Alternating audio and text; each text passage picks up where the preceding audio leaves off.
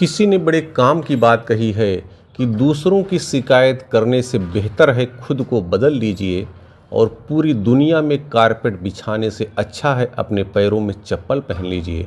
नमस्कार दोस्तों, एक छोटी सी कहानी एक आदमी की है जो बहुत मेहनत से काम करता था। उसके परिवार में उसकी पत्नी थी तथा उसके दो छोटे छोटे बच्चे थे। उनकी बड़ी इच्छा थी, बच्चों की भी इच्छा थी कि परिवार में एक कार आ जाए ताकि हम लोग एक साथ कहीं चले जाएं, कहीं जाना हो तो एक साथ हम लोग चले जाएं। लेकिन वो जो आदमी थे थोड़ा खुददार थे, वो सोचते थे कि हम कर्ज लेकर के कार नहीं खरीदेंगे।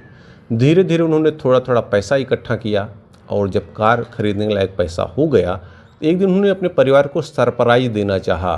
उन्होंने पहुंच गए और सब अपने परिवार के सभी लोगों से कहा, पत्नी से कहा, बच्चों से कहा, चलो आज हम लोग चलते हैं थोड़ा बाहर, और ले करके सबको जाते हैं कार के शोरूम पर जाते हैं और एक कार खरीदते हैं।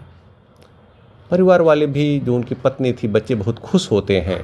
और चूँकि परिवार की परंपरा थी कि कार जब आएगी तो पहले मंदिर में जाएगी। दूसरे दिन सुबह ही सब लोग नहा धो करके तैयार हुए कि आज मंदिर चलेंगे। मंदिर जाते हैं, लेकिन जब वो निकलते हैं घर से तो देखते थोड़ा मौसम गड़बड़ हो गया। आंधी, ऐसा लगा कि अब आंधी आने वाली है। लेकिन चूँकि वो निकल गए थे तो रास्ते में एक जगह चौराहे पर रुक जाते हैं, इंतज़ार करते हैं थोड़ा सा, चूँकि आंधी आ गई थी। और ये क्या देखते हैं कि उसी समय एक पेड़ था, उसकी एक डाल गिरती है और ज़ोर का धमाका होता है, कार के ऊपर गिर जाती है। लोग दौड़ते हैं, देखते हैं चारों लोग, लेकिन सुरक्षित हैं। चोट आई, हल्की सी चोट आई है। जो आसपास के लोग थे ले गए इनको हॉस्पिटल में एडमिट किए। ठीक हो गए चारों लोग, क्योंकि किसी को बहुत ज़्यादा चोट नहीं आई थी।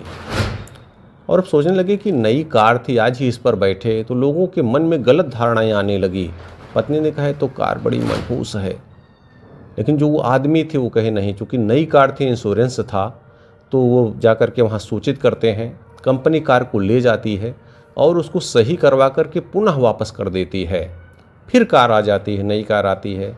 फिर दूसरे दिन सब लोग वही तैयार होते हैं और वो आदमी कहते हैं चलो मंदिर दर्शन करने चलते हैं। गए, मंदिर में दर्शन किए, मिठाई ले लिए, दर्शन करके भगवान का शुक्रिया अदा किए, प्रभु आपका बहुत बहुत धन्यवाद, आपने कार दे दी जिससे हमारा पूरा परिवार आज आ रहा है। और वापस आते हैं, अपने मोहल्ले में सबके यहाँ मिठाई बांटते हैं, सबको लड्डू खिलाते हैं। फिर किसी ने कहा कि अरे ये तो वही कार है जिससे आप लोग गए थे और किसी तरह आप लोग बचे, आपने फिर उसी को सही करवा लिया। उन्होंने कहा हाँ, सही करवा लिया, कंपनी ने सही कर दिया।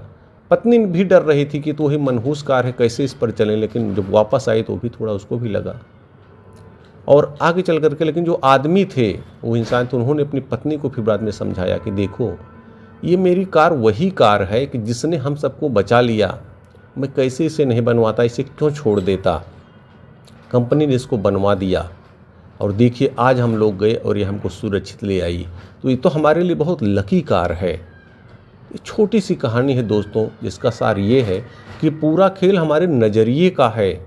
अगर जीवन में हम अपना नज़रिया सही रखेंगे तो यकीन मानिए जो नज़ारे हैं वो सही होते चले जाएंगे। अगर हम निगेटिव किसी चीज़ के बारे में नकारात्मक ही सोचने लगेंगे तो नकारात्मकता हमारे जीवन पर हावी हो जाएगी और गलत चीज़ें हमारे जीवन में होती चली जाएंगी। तो आप भी जो भी काम कर रहे हैं, जो भी घटनाएं ऐसी हो रही हैं, विश्वास रखिए कि ऊपर वाले ने आपके लिए प्लान बना रखा है और उस पर यकीन करिए, वो आपके साथ कभी कुछ बुरा नहीं होने देंगे। नज़रिया सही रखिए, सही सोच रखिए। ऊपर वाले ने बहुत कुछ चीज़ें आपको दे रखी हैं। सही सोच के साथ, सच्ची मेहनत के साथ ऊपर वाले ने जो भी दिया है उनके प्रति कृतज्ञता का भाव अपनाइए और अपने जीवन को बेहतर से बेहतरीन बनाइए।